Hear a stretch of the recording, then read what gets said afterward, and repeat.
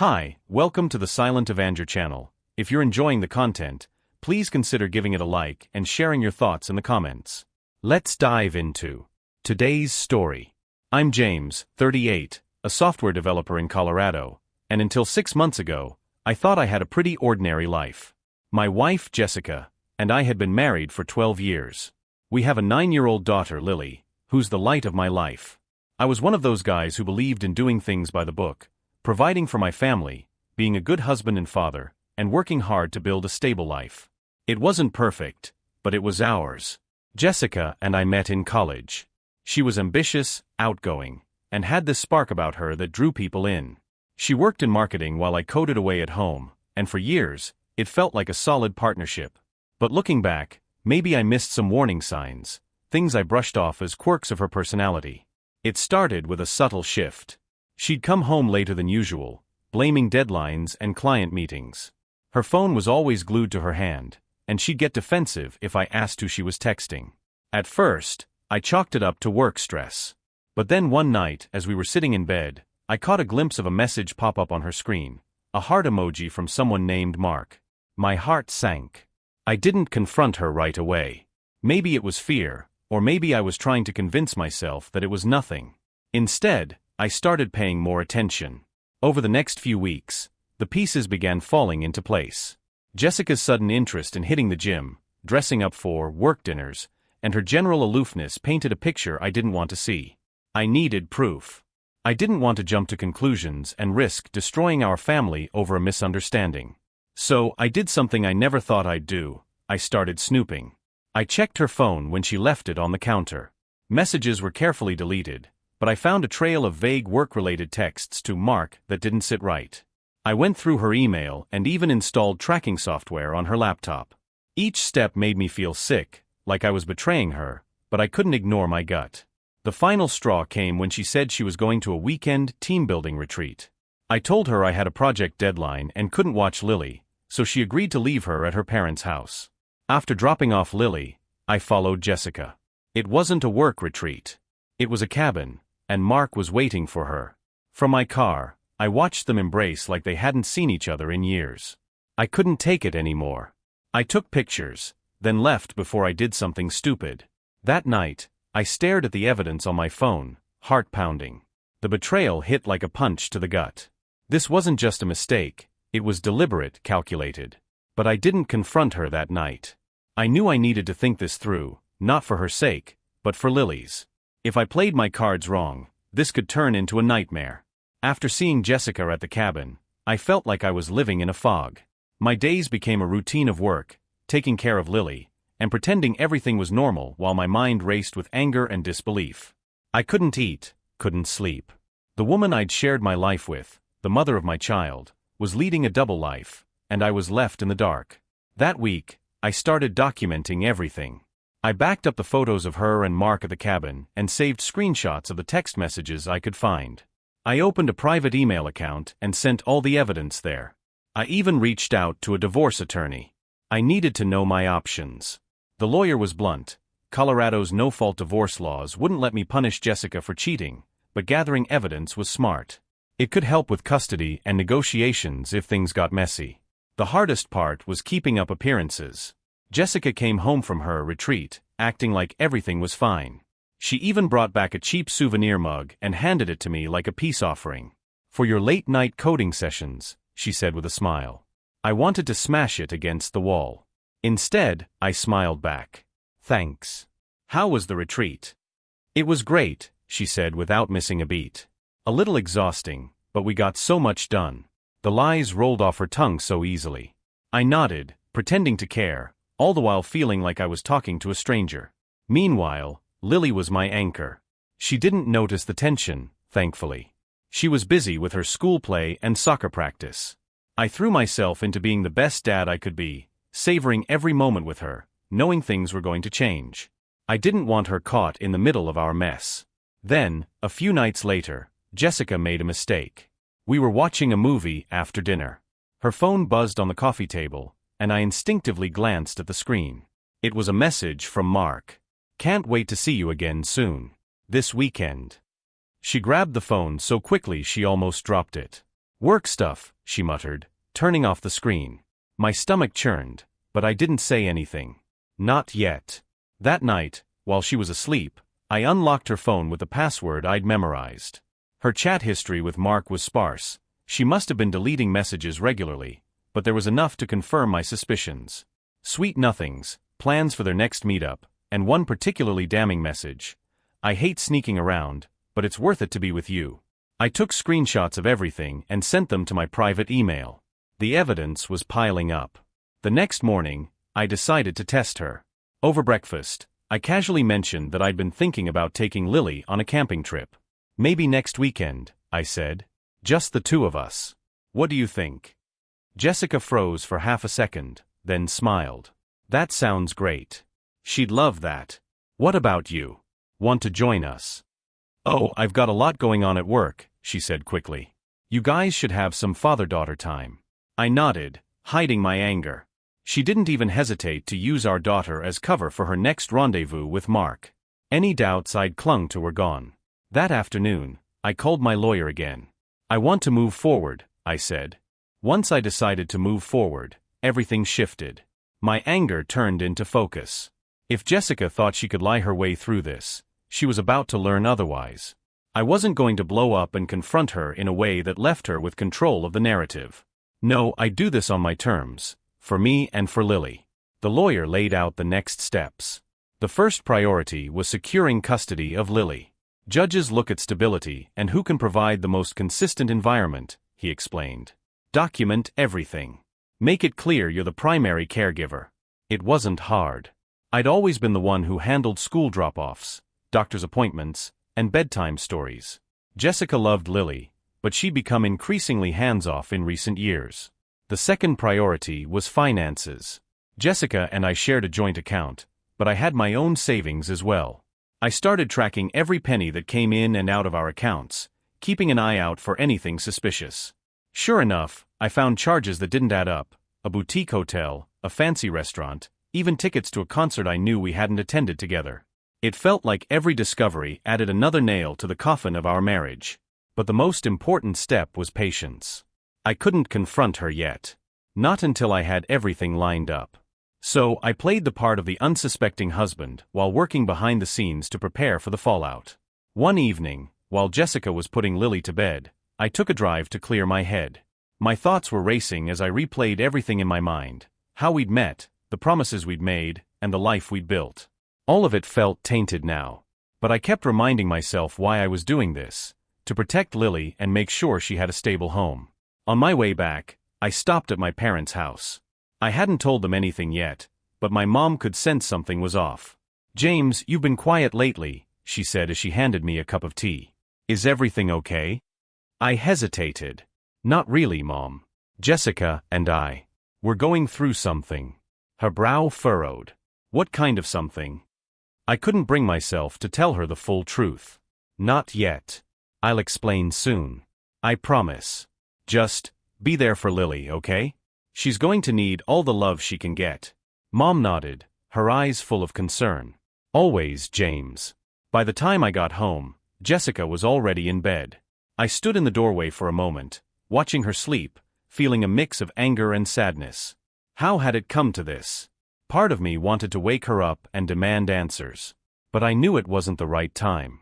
Instead, I went to my office and started drafting a journal of sorts, a timeline of events, everything I discovered, and how it had made me feel. I wanted a record, not just for court but for myself, to remind me why I was taking these steps when doubt crept in. The next day, I made one more move. I hired a private investigator to follow Jessica. If she was planning another weekend with Mark, I wanted undeniable proof. It wasn't cheap, but at this point, money was the least of my concerns. I'd already lost too much. I wasn't going to lose my daughter too. By midweek, the private investigator, Tom, called me with an update. "You were right to suspect something," he said. "Your wife has been meeting with a man, Mark I assume, at a hotel downtown. I've got photos and timestamps. Do you want me to dig deeper?" "Yes," I replied without hesitation. "I need everything." It felt surreal, handing over money to confirm my worst fears. But I knew it was necessary. If I was going to protect Lily and secure custody, I couldn't leave any room for doubt. Tom promised to send me a full report by the weekend, including all the receipts he could gather. At home, Jessica seemed oblivious to my growing arsenal of evidence. She carried on as if nothing was wrong, cooking dinner, helping Lily with homework, and even suggesting we plan a summer vacation. Maybe Disneyland, she offered with a bright smile. I could barely respond without my voice shaking. The audacity was staggering. On Friday, Jessica left for another work dinner. This time, I didn't even ask questions. I already knew where she was going. Instead, I put Lily to bed early and spent the evening reviewing the files Tom had sent. The photos were damning: Jessica and Mark at the hotel bar, holding hands in the parking lot, and walking into a room together. Time-stamped receipts showed they'd rented the same room multiple times over the past few months. There was no way she could talk her way out of this. The next morning, Jessica returned home like nothing had happened. She kissed Lily on the forehead, handed me a bag of pastries from the bakery, and said, "I thought I'd grab these for breakfast. You and Lily deserve a treat." I forced a smile, playing along. "Thanks." As we sat at the table, Lily chattered on about her upcoming school play. Jessica nodded and asked questions, acting like the perfect mom. But every time I looked at her, all I could see was the betrayal. I felt like I was suffocating in my own house. Later that day, while Jessica was out running errands, I called my lawyer. "I'm ready to file," I said. "I've got everything I need." He walked me through the process, explaining that Jessica would be served with divorce papers within the week. "It's going to be messy," he warned. "Be prepared." Messy didn't begin to cover it. The next step was deciding how to break the news. I didn't want to blindside Jessica, but I also didn't want her spinning lies to gain the upper hand. That evening, after Lily went to bed, I made my move. "Jess, we need to talk," I said, my tone even but firm. She glanced up from her phone, looking mildly annoyed. "What's up?" "I know," I said, keeping my voice steady. "I know about Mark." Her face went pale, but she quickly recovered, laughing nervously. "What are you talking about?" "Don't insult me, Jess. I've seen the messages. I've seen the photos. I know you've been meeting him at the hotel." Her jaw dropped, and for a moment, she said nothing. Then, the lies started spilling out. "It's not what you think.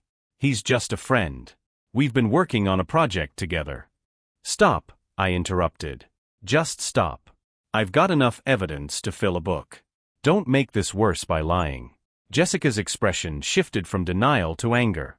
"You've been spying on me," she snapped, her voice rising. "That's sick, James. Do you have any idea how that makes me feel? How it makes you feel?"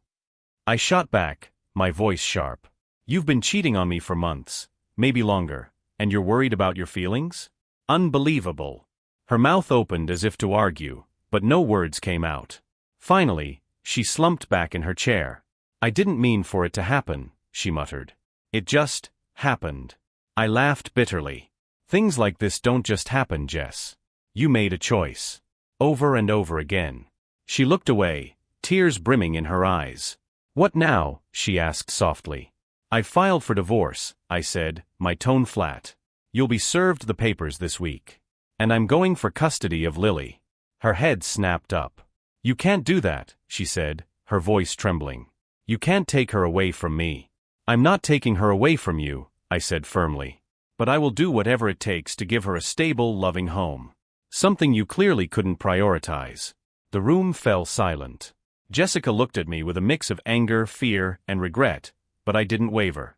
I had made my decision, and there was no turning back. After our confrontation, Jessica's mood swung wildly between denial, anger, and panic. She spent the next few days acting unusually affectionate toward Lily, as if overcompensating for the fact that she'd been caught. Every time Lily laughed at one of her jokes or hugged her, Jessica would glance at me, almost daring me to say something. I stayed quiet, knowing the storm was coming. On Wednesday morning, Jessica was served the divorce papers. I wasn't there when it happened, I made sure of that. My lawyer told me she received them at work, which, I'll admit, wasn't an accident. It wasn't about being vindictive, it was about control. If she wanted to pretend everything was fine, I wasn't going to make it easy for her. She came home that evening, her face a mixture of fury and humiliation. "You had me served at work," she hissed as soon as Lily was out of earshot. "I did," I replied evenly. It's not like I could trust you to have an honest conversation about this. You've humiliated me, she snapped, her voice trembling. Do you have any idea how this will look to my coworkers? To my boss? That's not my problem, Jess. You humiliated yourself. Her mouth opened, but no words came out. She stormed off to the bedroom, slamming the door behind her. I didn't follow. I had more important things to focus on, like making sure Lily's routine stayed as normal as possible. That night, I drafted a letter to Jessica's parents. I'd always been close with them, and while I knew they'd likely side with their daughter, I felt they deserved to hear the truth from me first. I kept it factual, outlining what had happened and my plans moving forward. I didn't want to turn this into a he-said-she-said battle. I just wanted them to understand why I was fighting so hard to protect Lily. The next morning, Jessica was still in bed when I got up to get Lily ready for school. I didn't bother waking her. By the time she came downstairs, we were already halfway through breakfast. I'll take Lily to school today, she announced, her tone clipped. No, you won't, I replied calmly. We agreed on a routine, and I'm sticking to it. You can have her this afternoon. Her eyes flashed with anger, but she didn't argue. Instead, she grabbed her coffee and left without another word. The tension in the house was suffocating, but I refused to let it affect Lily. If Jessica wanted a fight, she'd have to wait until Lily wasn't around to see it. That afternoon, my lawyer called with an update. Jessica had already retained her own attorney, and they were requesting mediation. It's standard, he assured me. But given the evidence we have, you're in a strong position. When I got home, Jessica was waiting for me. We need to talk, she said, her voice calmer but still edged with bitterness. Go ahead, I said, folding my arms. This doesn't have to get ugly, James. For Lily's sake. I almost laughed at the irony. You're worried about things getting ugly now? After everything you've done. Her face flushed. I made a mistake, okay? But I'm still her mother. She needs me. She needs stability, I countered. And right now, I don't think you can provide that. Her eyes narrowed. You're not taking her from me, she said, her voice low and dangerous. I'll fight you on this. Then fight, I said, standing firm.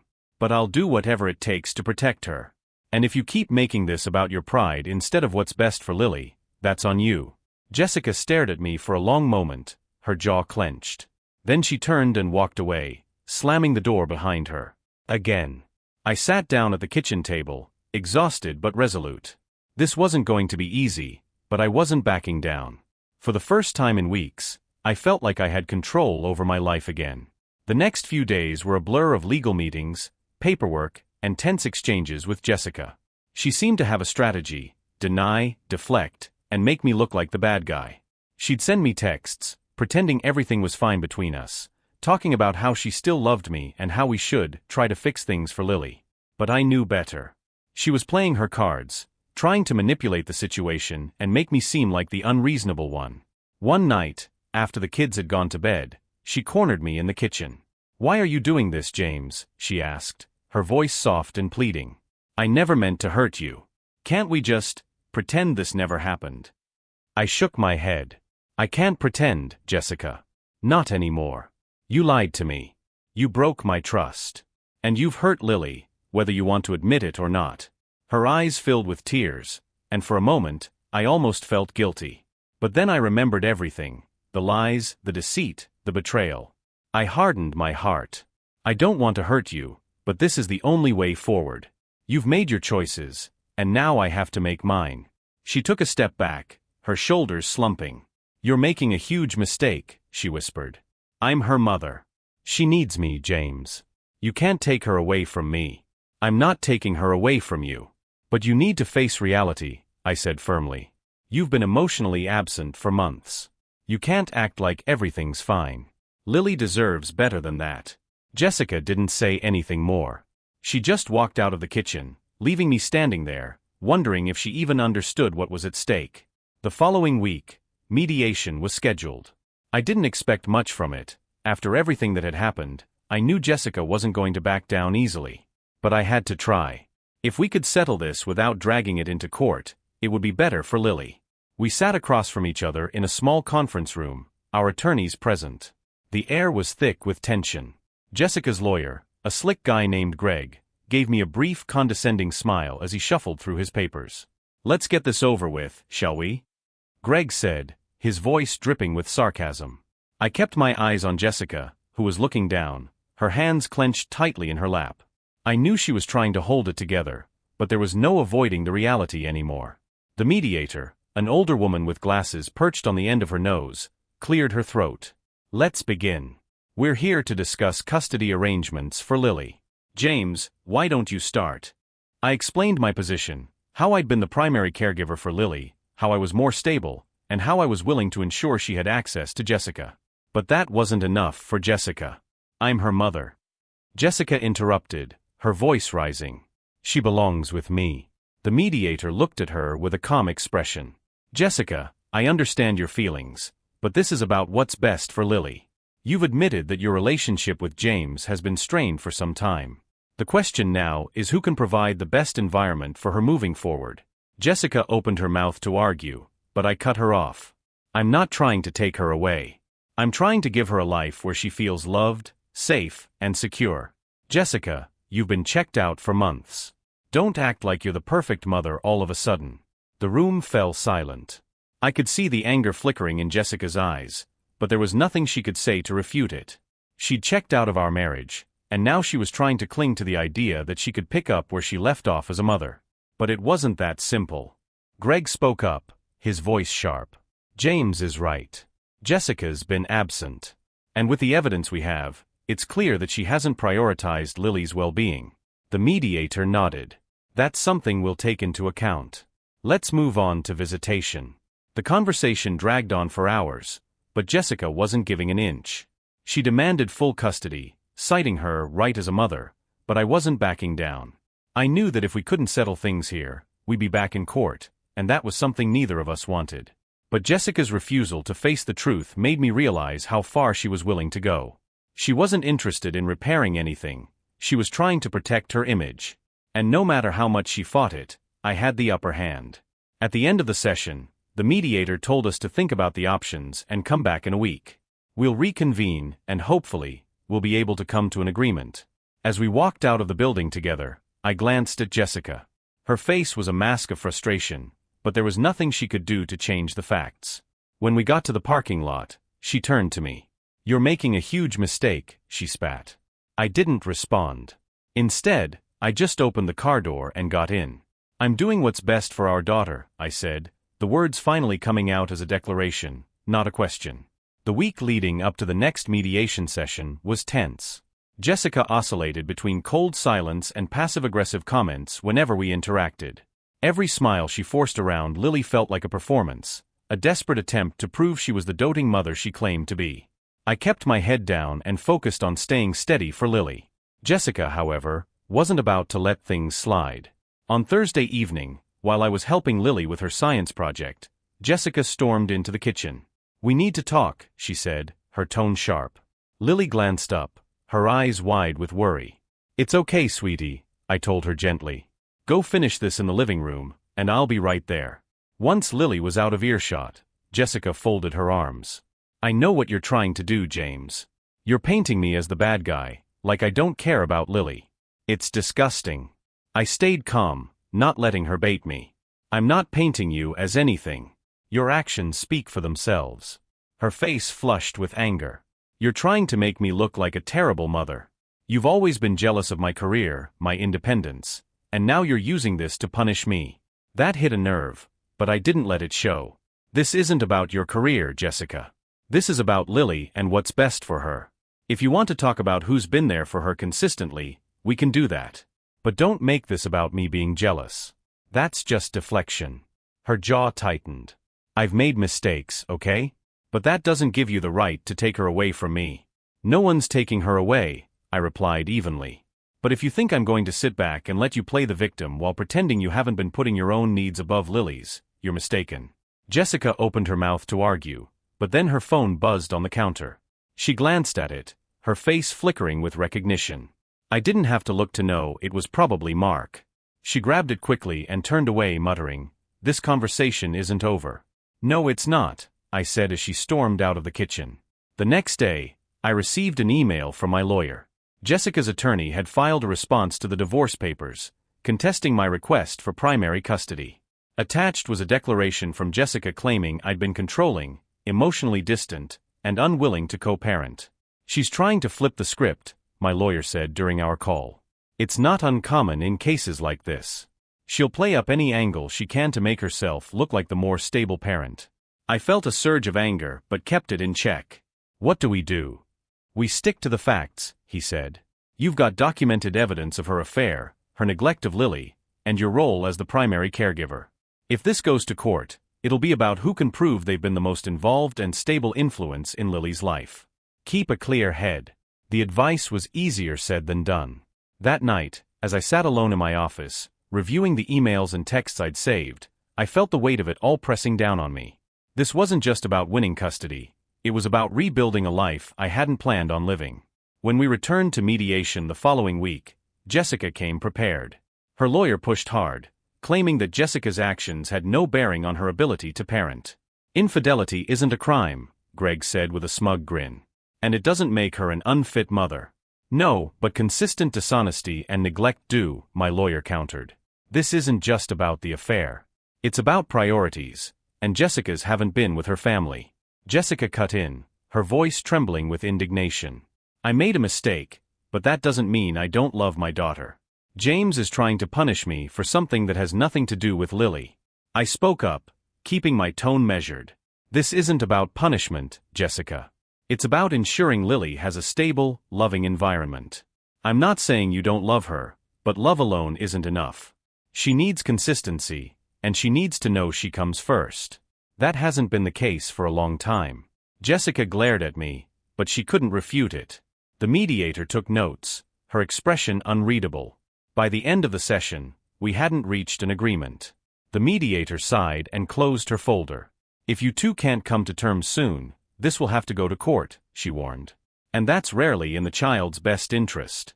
Jessica didn't look at me as we left the building, but I could feel the tension radiating off her. She was gearing up for a fight, and so was I. That evening, while I was tucking Lily into bed, she looked up at me with those big, trusting eyes. "Daddy, why are you and Mommy fighting so much?" My throat tightened, but I managed to keep my voice steady. "Sometimes grown-ups don't see things the same way," I said carefully. "But no matter what happens, you're the most important thing to both of us. We love you so much." She nodded, her little face serious. "I love you too, Daddy. And Mommy." As I turned off the light and closed her door, I leaned against the wall, my heart heavy. This wasn't just about winning a case, it was about making sure Lily came out of this with as little damage as possible. And I wasn't going to let Jessica's lies or manipulation change that. The fallout from mediation left both of us on edge. Jessica's anger bubbled under the surface, spilling out in small ways, sarcastic remarks during dinner, icy silences when we passed in the hallway. Meanwhile, I kept focused on my routine with Lily, making sure she felt secure amid the chaos. The following week, Jessica escalated.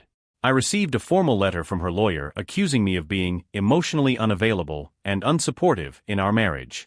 It claimed I had created a hostile home environment. My lawyer reassured me it was a common tactic, but warned me to stay vigilant. "She's building a narrative," he said. "Keep being the consistent parent and document anything concerning." I didn't have to wait long. That Friday, Jessica came home late again, missing Lily's soccer game. When Lily asked why Mommy hadn't come, Jessica brushed it off. "Work ran late, sweetie. You understand, don't you?"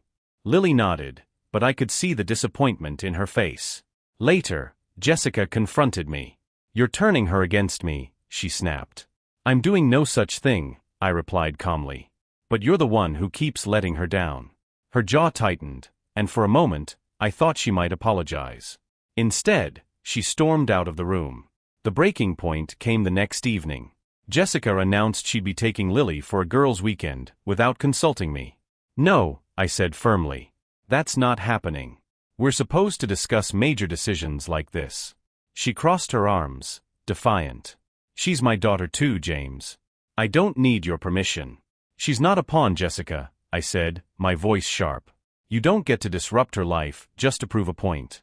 Her face flushed with anger, but she didn't argue. Instead, she turned on her heel and slammed the bedroom door. I knew then that things were only going to get worse. The next morning, I called my lawyer. "Let's prepare for court," I said. "She's not backing down, and neither am I." With court looming, every move felt like a strategic game of chess. My lawyer and I reviewed all the evidence again, the photos, messages, and records of Jessica's absence from key moments in Lily's life. "This paints a clear picture," he said. "But we need witnesses to back it up. Someone who can testify to your role as Lily's primary caregiver." I immediately thought of Mrs. Carson, our next-door neighbor. She had seen me take Lily to school, help her with homework, and spend weekends together while Jessica was working. When I approached her, she didn't hesitate. "Anything for Lily," she said with a kind smile. Meanwhile, Jessica ramped up her efforts. She started showing up to Lily's soccer practices and volunteering for school events, all while making sure everyone noticed. It was hard to watch. Lily was thrilled to have her mom around, but I knew Jessica's sudden involvement was more about appearances than genuine change. One evening, Jessica tried to corner me again. "We don't have to go through with this, James," she said, her voice softer than usual. "We could settle this without a judge deciding our lives." I sighed, tired of the games. "Jessica, you're only willing to talk now because you're losing control. I've tried to keep this civil, but you've done nothing but push back." Her expression hardened. "Fine," she said coldly.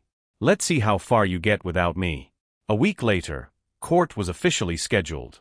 The reality of the situation settled in, and I spent every free moment preparing. I wasn't just fighting for custody, I was fighting for Lily's future.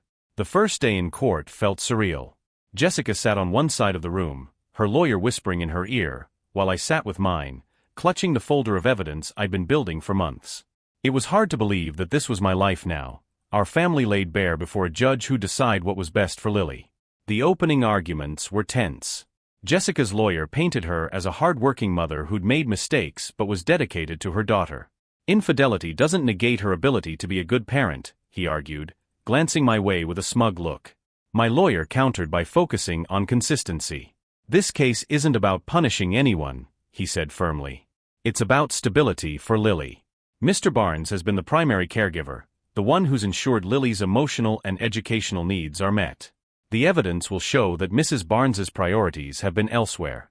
The first testimony came from Mrs. Carson, our neighbor. She was clear and concise, recounting how she often saw me taking Lily to school, spending weekends together, and attending her activities. "Jessica's a loving mother," she admitted, "but James is the one who's been there day to day." Jessica's face was unreadable, but I noticed her tapping her fingers against the table, a nervous habit. When it was Jessica's turn to speak, her tone was emotional.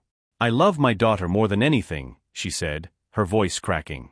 "I've made mistakes, but I'm committed to being the mother she deserves." I could feel the courtroom shifting, sympathetic to her vulnerability. But when my lawyer began cross-examining her, her facade cracked. "Mrs. Barnes, can you explain the frequency of these so-called work trips?" he asked. "They weren't frequent," she said, her voice defensive. "We have records showing over a dozen trips in the past year alone, often coinciding with missed family events. Can you explain that?" Jessica hesitated, glancing at her lawyer, before stammering out an excuse about client demands. It wasn't convincing. By the end of the day, the judge called for a recess. As we filed out, Jessica avoided my gaze, her posture tense. I knew she wasn't used to being challenged like this, and it was starting to show. This wasn't over yet, but for the first time, I felt like the scales were tipping in my favor. The second day in court was even more intense. The focus shifted to evidence, and my lawyer wasted no time presenting the documentation I had gathered. First, he submitted the photographs of Jessica and Mark at the hotel, along with receipts showing repeated visits. These demonstrate not only infidelity but a pattern of prioritizing her personal desires over her family, he argued. Jessica's lawyer attempted to dismiss it. "This isn't a case about marriage, it's about parenting. These details are irrelevant to Mrs. Barnes's ability to care for Lily." The judge raised a hand to stop him. "Mr. Stevens, while this may not determine custody, it speaks to character and priorities. I'll allow it." Jessica's face reddened, but she kept her composure. Next, my lawyer presented a timeline of Jessica's absences, soccer games, school events, and Lily's recent science fair. Each one had a corresponding record of Jessica claiming to be working or unavailable. The contrast was stark against my documented presence at every one of those moments. Mr. Barnes has consistently shown himself to be the primary caregiver, my lawyer said. Lily deserves stability, and that's what he's provided. Jessica finally took the stand again, this time looking less confident. My lawyer began his cross-examination. Mrs. Barnes, how would you describe your relationship with Lily? It's strong, she said quickly. She knows I love her and would do anything for her. Would you say that includes attending her important events? He pressed. Jessica hesitated. Sometimes work gets in the way, but I try my best. My lawyer nodded, then presented a key piece of evidence, a message Jessica had sent to Mark about skipping Lily's soccer game to meet him. Her face paled. That was taken out of context, she stammered. Please explain the context then, my lawyer said smoothly. Jessica faltered, glancing at her lawyer, who looked just as uneasy. By the time court adjourned for the day, I could feel the momentum shifting. Jessica had tried to maintain her narrative, but the cracks were showing, and the truth was coming out. That night, as I sat with Lily reading her favorite bedtime story, I felt a renewed sense of purpose. This fight wasn't just about proving Jessica wrong, it was about giving my daughter the life she deserved. By the third day in court, Jessica's defenses were visibly strained. Her lawyer tried to redirect attention, emphasizing her love for Lily and her desire to rebuild trust. My client is not perfect, but no one is, he argued. She deserves the opportunity to continue being an active part of her daughter's life. It sounded reasonable, but the evidence against Jessica was hard to ignore. My lawyer methodically laid out the pattern of neglect, using my documentation and Jessica's own contradictions to show how absent she had been from Lily's life. The turning point came when the court heard from Lily's teacher, Ms. Reynolds. She testified about how often I attended parent-teacher conferences and school events. James is very involved, she said. He's always the one following up on Lily's assignments and making sure she has what she needs. Jessica has attended a few events, but it's rare. When Jessica's lawyer cross-examined, he asked if her work schedule could have caused those absences. Ms. Reynolds remained composed. Perhaps, but consistency matters. Lily needs someone who can be there, and James has proven to be that person. Jessica took the stand again in an attempt to regain footing. I've made sacrifices for my career to support our family, she said, her voice shaking. But I love my daughter. Everything I've done has been for her future. It sounded heartfelt, but when my lawyer presented more messages between Jessica and Mark, one's discussing future plans to meet during time she claimed to be working, it was clear her priorities hadn't been what she claimed. The judge leaned forward, his expression stern. Mrs. Barnes, while I understand the pressures of balancing work and family, this evidence raises concerns about your reliability as a caregiver. Stability is crucial in custody matters. Jessica looked down, her composure cracking for the first time. That night, I stayed up late with my lawyer, preparing for the next session. You're doing well, he said. But remember, this isn't about destroying her. It's about proving you're the best choice for Lily. I nodded, determined to stay focused. This wasn't about revenge, it was about doing what was right for my daughter. The fourth day in court carried a weight that was hard to describe. Both sides were running out of time to make their cases, and it felt like everything hung in the balance. Jessica's lawyer opened with a plea for leniency. Mrs. Barnes may have stumbled, but she is deeply committed to her role as a mother. The court should consider her potential to grow and repair her relationship with Lily. It was a calculated move, framing Jessica's actions as mistakes she could overcome. But when it was my lawyer's turn, he focused on the facts. While mistakes can be forgiven, patterns cannot be ignored, he began. This case is not about who loves Lily more. It's about who has consistently provided her with the stability and care she needs. The evidence shows that Mr. Barnes has been the primary caregiver, the one Lily can count on. Stability and trust are built over time, and Lily deserves to have those in her life moving forward. Then it was my turn to speak. I took a deep breath, standing in front of the judge, trying to channel every ounce of calm I could muster.